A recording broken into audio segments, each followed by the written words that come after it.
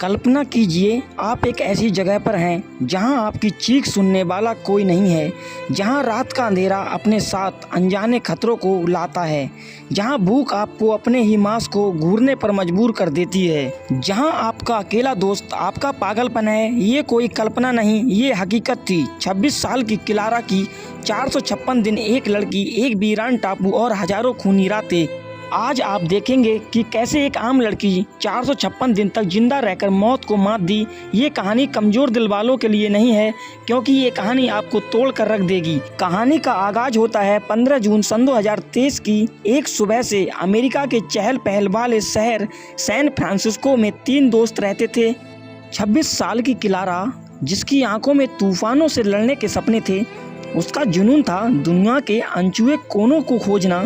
उसकी सबसे अच्छी दोस्त थी 25 साल की माया और उसका तीसरा साथी था 28 साल का लियाम, एक निडर और अनुभवी नाविक। तीनों अपनी रोज की बोरिंग जिंदगी से एक ब्रेक चाहते थे।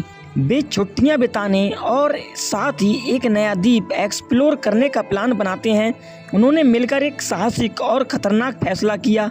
वे एक ऐसे द्वीप पर जाएंगे जहां इंसान के कदम आज तक नहीं पड़े थे। एक पुराने समुद्र नक्शे में उन्हें वह द्वीप मिला, एथिलगार्ड आइलैंड। ये प्रशांत महासागर के बीचों बीच एक छोटा सा हरा बिंदु था। उन्होंने अपनी छोटी लेकिन मजबूत जहाज द अल्ट्रोस को तैयार किया। जहाज पर महीनों का राशन पानी और हर जरूरी सामान लादा गया। उनका उत्साह 7वें आसमान पर था। वे एक नई दुनिया खोजने जा रहे थे।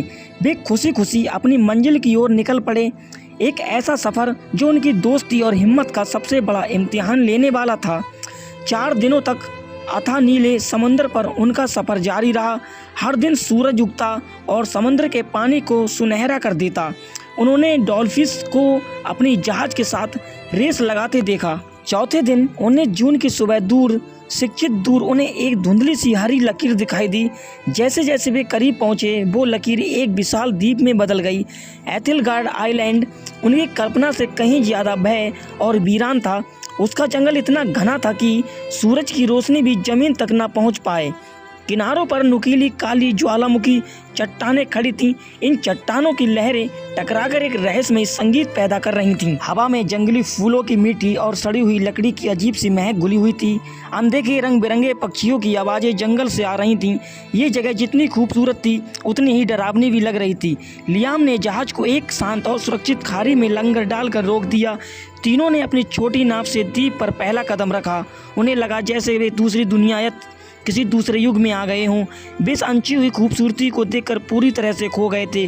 उन्हें यह एहसास बिल्कुल नहीं था कि वे स्वर्ग ही नहीं पिंजरे की दाखिल हुए हैं, एक ऐसा पिंजरा जहां से निकलना नामुमकिन था। द्वीप पर उन्हें पहले 7 दिन किसी जादुई सपने की तरह थे। हर दिन वे एक नई हैरान कर देने वाली चीज़ खोजते थे। उन्होंने रात में चमकने वाले नीले रंग के मशरूम देखे। उन मशरूम की रोशनी में जंगल दूसरी दुनिया का लगता था। उन्हें एक बहुत पुरानी टूटी फूटी झोपड़ी मिली जो लताओं से ढकी थी। ये किसी भोली बसरी सभ्यता का आखिरी निशान लग रहा था। वे दिन भर द्वीप को नापते और रात में आग जलाकर अपनी खोजों का जश्न मनाते। ये उनकी ज़िंदगी का सबसे बेहतरीन समय था। वे आज़ाद और खुश थे, लेकिन उनकी ये खुशी सिर्फ 7 दिनों की मेहमान थी। 26 जून की सुबह उनके लौटने का दिन आ पहुंचा। उन्होंने अपना सारा सामान वापस द अल्ट्रो पर लाद दी लिया। लियाम ने मुस्कुराते हुए जहाज का इंजन स्टार्ट करने के लिए चाबी घुमाई, लेकिन इंजन के सिर्फ एक खटखट की आवाज़ आई और फिर गहरी खामोशी छा गई। उसने दोबारा कोशिश की, फिर दोबारा इंजन स्टार्ट नहीं हुआ। घंटों की मशक्कत के बाद भी वे उसे ठीक नहीं कर पा रहे थे। जहाज एक रेडियो और कम्युनिकेशन सिस्टम भी पूरी तरह से बंद हो चुका था। अब वे दुनिया से कट चुके थे। मदद मांगने का कोई रास्ता नहीं था। वो स्वर्ग जैसा द्वीप अब एक भयानक जेल की तरह लग रहा था। उनकी आंखों में खुशी की चमक की जगह अब खौफ ने ले ली थी। उनके पास एक आखिरी उम्मीद बची थी। जहाज पर रखी एक छोटी सी मोएट इमरजेंसी लाइफ बोट थी, मगर उस पर एक बड़ी समस्या लिखी थी, क्षमता। सिर्फ 2 व्यक्ति, 3 एक साथ उस पर बैठकर नहीं जा सकते थे। ये नामुमकिन था। एक लंबी खामोश और तनावपूर्ण रात के बाद एक दिल तोड़ देने वाला फैसला हुआ। लियाम और माया उस लाइफ बोट से मदद लाने के लिए निकलेंगे, क्लारा जहाज पर ही उनका इंतजार करेगी। लियाम ने नक्शे के हिसाब से बताया कि उन्हें 8 दिनों में लौट आना है। उन्होंने क्लारा के लिए 10 दिनों का खाना और पानी स्टॉक छोड़ा, साथ में एक फ्लेयर गन दी थी ताकि जरूरत पड़ने पर वो सिग्नल दे सके। 27 जून की सुबह क्लारा के लिए उसकी जिंदगी की सबसे मुश्किल सुबह थी। उसने रोते हुए अपने दोनों दोस्तों को गले लगाया, हम जल्द लौटेंगे। क्लारा, हिम्मत मत हारना। क्लारा द अल्ट्रोस के डेक पर खड़ी उन्हें दूर जाते हुए देखती रही। वो तब तक देखती रही जब तक नाव समुद्र में एक छोटा सा बिंदु बनकर गायब न हो गई।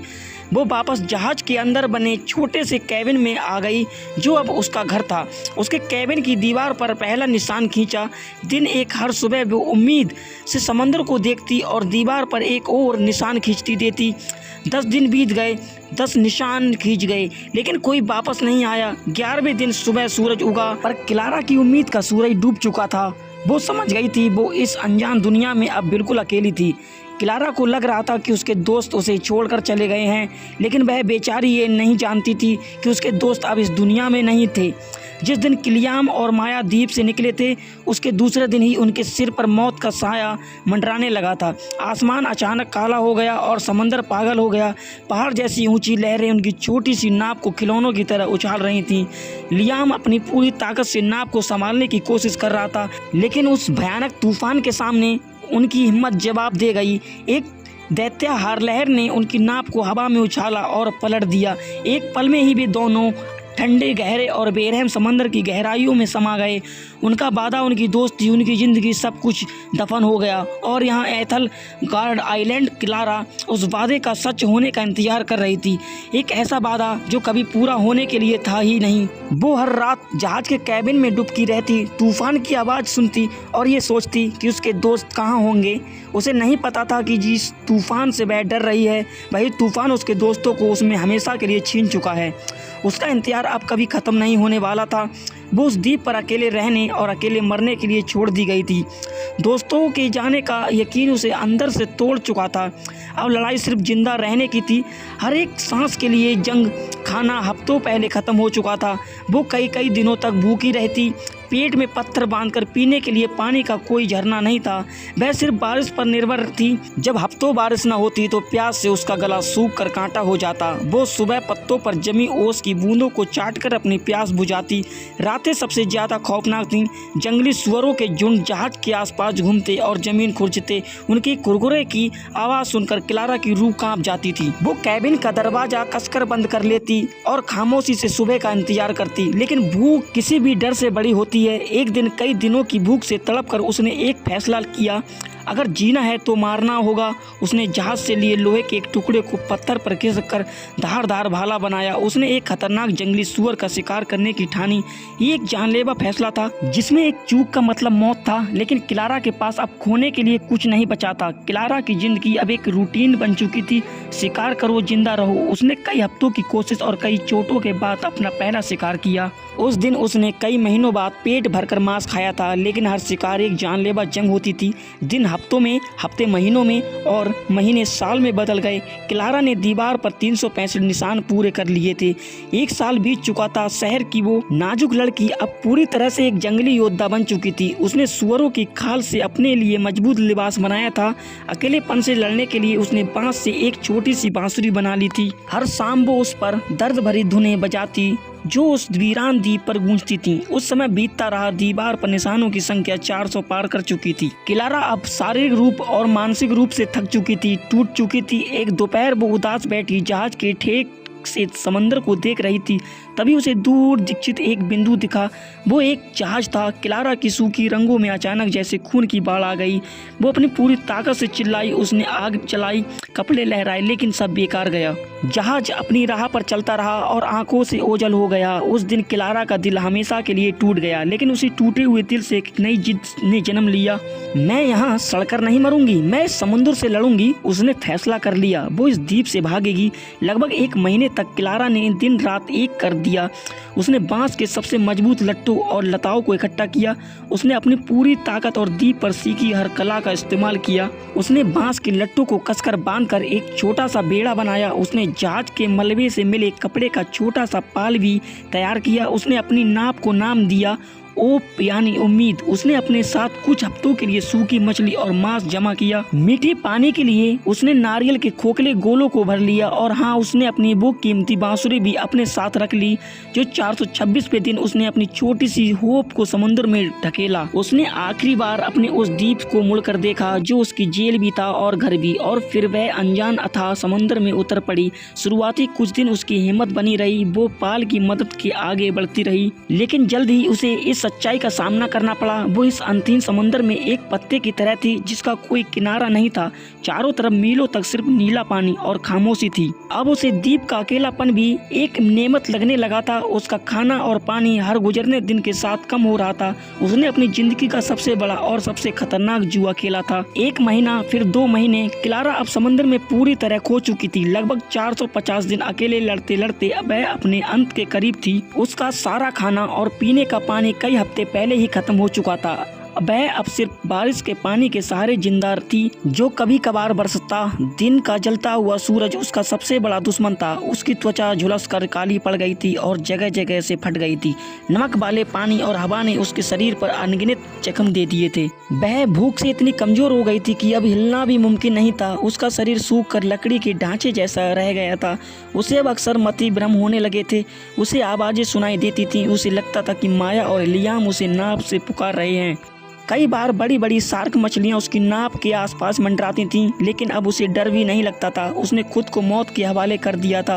वह बस अपनी नाव पर बेहोश सी पड़ी रहती, अपनी आखिरी सांस का इंतजार करती। उसने जीने की हर जंग लड़ी थी, लेकिन अब वह जंग हार चुकी थी। उसकी हिम्मत ने जवाब दे दिया था, शरीर ने साथ छोड़ दिया था। उसकी कहानी का अंत अब कुछ ही घंटों की दूरी पर था। इस विशाल बेरहम समंदर में वह गुमनाम मरने वाली थी। ये उसकी कैद का 426वां दिन था और शायद आखिरी भी। वह अर्धबेहोश की हालात में थी जब उसे एक बहुत दूर से आती हल्की सी गूंज सुनाई दी। शायद ये भी उसका एक वहम था, उसने सोचा, लेकिन गूंज बढ़ती गई। एक इंजन की आवाज थी। उसने अपनी जिंदगी की बची कुछ सारी ताकत लगाकर अपनी गर्दन उठाई। दूर, बहुत दूर उसे एक जहाज दिखाई दिया। ये एक बड़ा रिसर्च वेसल था जिसका नाम था ओरियन स्टार। ये इतना करीब था कि उस पर चलते हुए लोग भी नजर आ रहे थे। क्लारा ने चिल्लाने की कोशिश की पर उसके गले में सिर्फ एक फुसफुसाहट निकली। उसकी आंखों से गर्म आंसुओं की धारा बह निकली। ये एक कैसी हिम्मत थी, जिंदगी इतने करीब आकर भी इतनी दूर खड़ी थी। तभी उसकी नज़र अपनी गोद में पड़ी। ये जब उस बांसुरी पर गई, उसके दिमाग में जैसी बिजली कौंधी। मेरी बांसुरी, उसने कांपते हुए टूटे हुए हाथों से उठाया, अपने फटे हुए होठों पर रखा और अपनी आखिरी सांसों की ताकत से उसमें फूंक मारी। एक बहुत ही कमजोर, टूटी हुई, दर्द और उम्मीद से भरी एक धुनी निकली और आईएम स्टार की डेक पर एक अफसर शांति के समंदर को देख रहा था। तभी उसे हवा के साथ आई वह अजीब, दर्द भरी और नामुमकिन सी धुन सुनाई दी। उसने हैरानी से अपने साथी से पूछा, तुमने वो सुना जैसे कोई रो रहा हो? उन्होंने दूरबीन से उस दिशा में देखा और उन्हें वह छोटा सा बेड़ा दिखा। पानी में कोई है। जहाज का सायरन बजा उठा। जब बचाव दल तक पहुंचा, क्लारा बेहोश हो चुकी थी, लेकिन उसकी उंगलियों ने अपनी उस बांसुरी को कसकर पकड़ रखा था। उस एक धुन से उसे मौत के मुंह से वापस खींच लिया था। उसने अपनी हिम्मत और उस बांसुरी की धुन पर मौत को भी हरा दिया। क्लारा की ये अविश्वसनीय कहानी अगर आपके दिल तक पहुंची हो तो इस वीडियो को लाइक जरूर करें और कमेंट में लिखकर बताएं कि इस कहानी से किस हिस्से को रोंगटे खड़े कर दिए। ऐसी ही और हैरान कर देने वाली कहानियों के लिए मेरे चैनल को अभी सब्सक्राइब करें। मिलते हैं अगली वीडियो में।